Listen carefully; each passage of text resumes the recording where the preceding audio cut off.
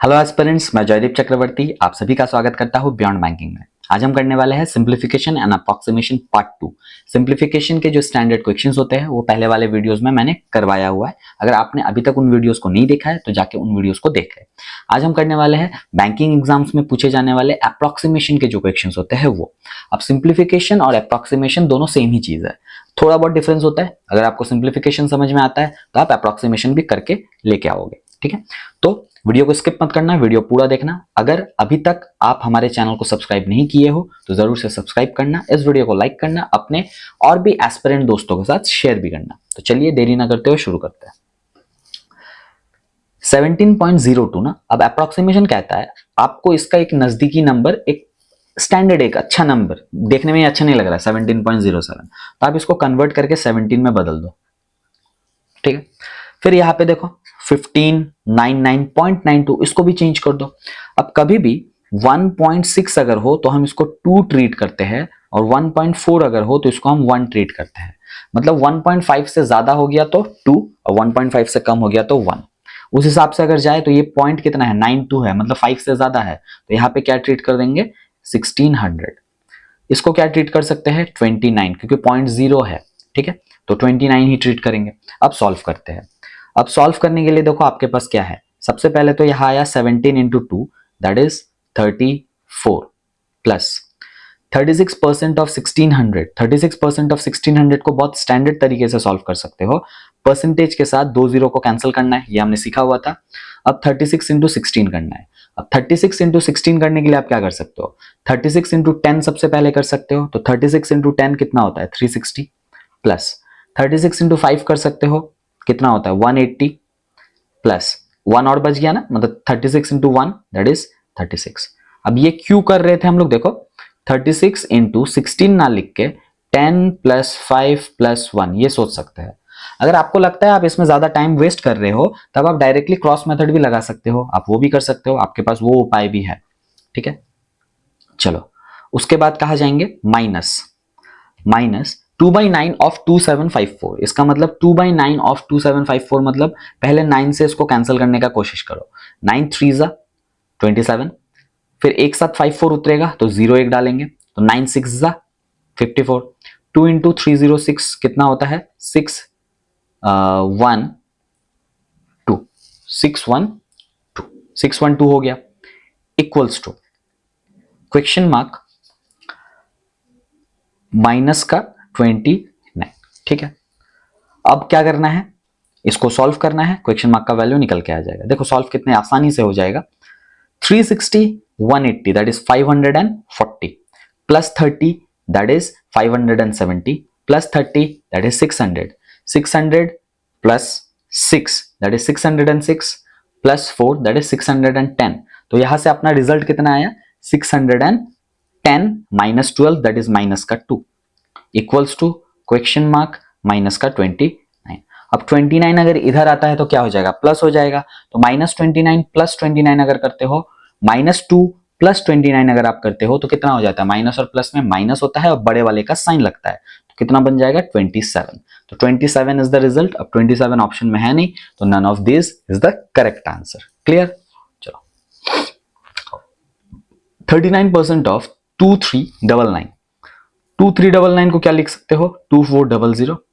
इसको क्या लिख सकते हो 738, इसको क्या लिख सकते हो 18, और इसको क्या लिख सकते हो 400। चलो पूरा पूरा सिनेरियो चेंज हो गया यहाँ पे। अभी परसेंटेज के साथ एक एक जीरो काटो, और तो कुछ नहीं है यहाँ पे। चलो 39 इंटू 24 सबसे पहले आपको करना है, और 39 इंटू 24 करने के लिए आप क्या कर सकते हो, 24 इंटू 40 कर लो, फिर 24 इंटू 1 को माइनस कर दो, क्योंकि यही कर सकते हैं 24 इंटू 40 माइनस 1, तो 24 इंटू 40 माइनस 24 इंटू 1, तो 24 इंटू 40 मतलब क्या, 24 इंटू 4 करना है और साथ में जीरो लगाना है, तो 24 इंटू 4 होता है 96, एक जीरो लग गया तो 960, माइनस कितना 24 इंटू 1 दैट इज 24, तो 960 माइनस 24 अगर करते हो तो 936 आता है यहां से result, equals to 13 into this divided by this. तो सबसे पहले डिवाइड का काम करते हैं बॉड मास के हिसाब से, तो 18 4 जा 72, 1 बचा 41, तो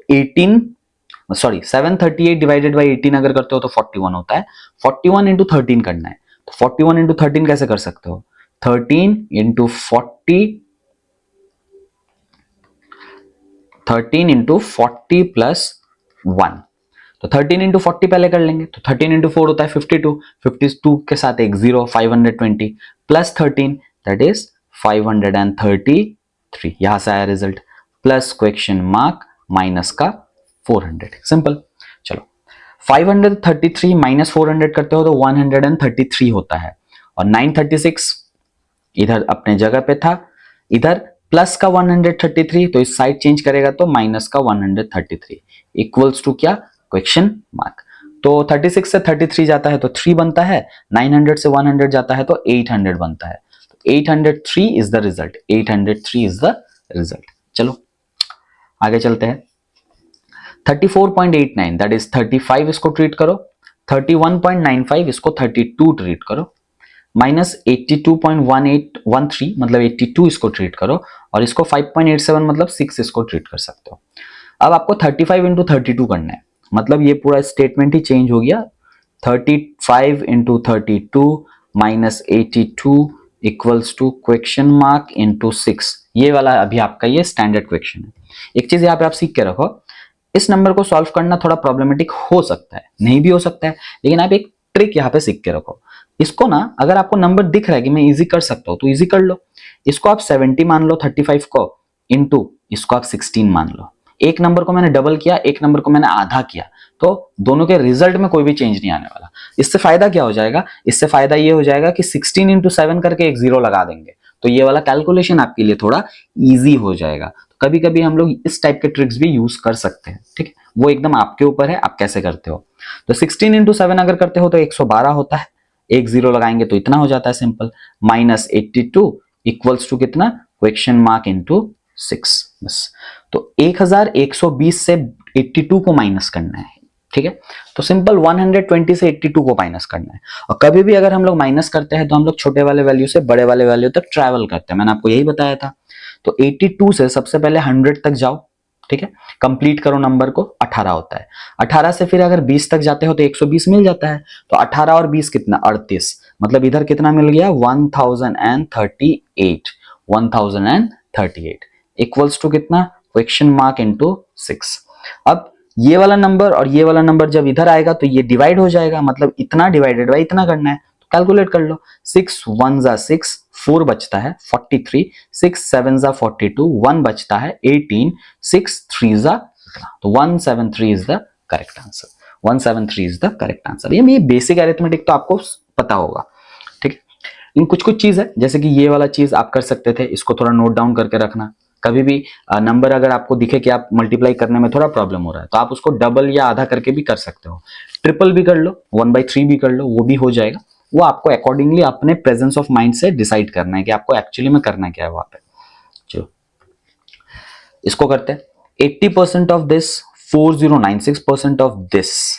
अब ये वाला क्वेश्चन काफी इंटरेस्टिंग है, क्यों है? 80% के जगह पे तो आप 4/5 लिख सकते हो, 4/5 of question mark equals to, अब देखो 4096% ऑफ 31.25, 31.25 ये वाला है आपका स्टैंडर्ड क्वेश्चन जो आपको क्वेश्चन मिला हुआ है।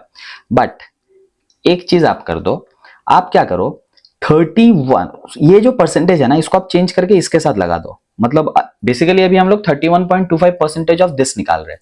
ऐसा करते हैं तो कोई चेंज होता है क्या? नहीं होता है, वो एक बार देख लेते हैं कैसे।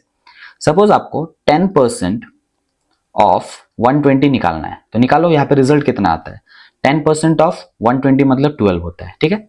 चलो, या फिर मैंने आपको बोल दिया आप 120% ऑफ 10 निकालो, 120% मतलब यही होता है 120/100 इक्वल्स टू, देखो तो रिजल्ट कितना होता है? 0 कटा 0 कटा, ये 0 कटा ये 0 कटा, 12 हो गया।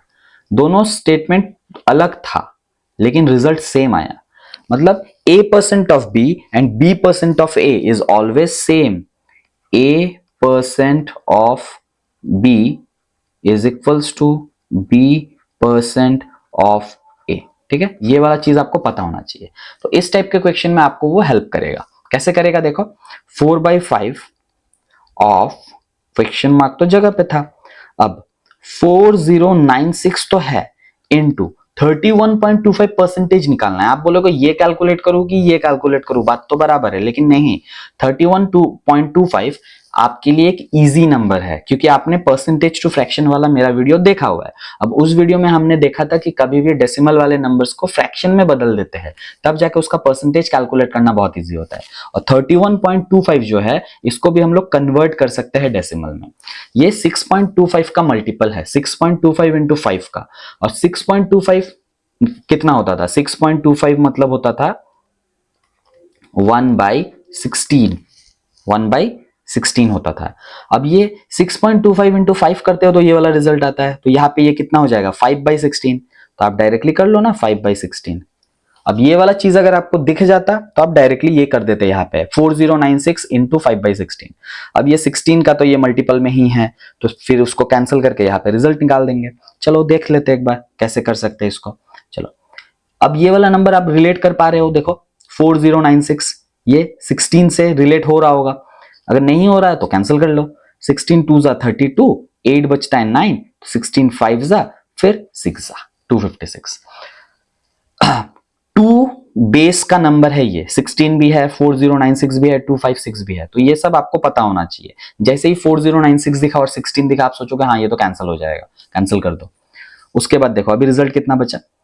इस 5 को, इस 4 को और इस 256 को मैं कैंसिल कर सकता हूं इधर से, तो 4 इंटू 64 करने से ये वाला रिजल्ट हो जाता है। चलो अभी यहां से कितना बचा? Question mark divided by 5 equals to 64 into 5। तो क्वेश्चन मार्क का वैल्यू कितना हो जाएगा? 64 इंटू 5, ये 5 इधर जाएगा तो फिर से इंटू होगा, तो 64 इंटू 25 करना है आपको बेसिकली। और 25 का मल्टीप्लाई कैसे करते हैं उसको हम लोग आपने सीखा हुआ है। 64 इंटू 25, तो 64 का आधा करो 32, 32 का फिर से आधा करो 16, और 16 के साथ 2 0 लगा दो, तो ये सॉल्व होके आ गया 16 के साथ 2 0। अब इतने सारे स्टेप्स थे ना यहाँ पे, इसी को आपको थोड़ा जल्दी जल्दी सोच के करना है। अब वो चीज तभी पॉसिबल है जब आप बहुत क्वेश्चंस प्रैक्टिस करोगे खुद से, ठीक है? खाली मेरे वीडियोस देखने से या दूसरे टीचर के वीडियोस देख लेने से नहीं होगा, खुद से प्रैक्टिस करना होगा, ठीक है? चलो आगे चलते हैं।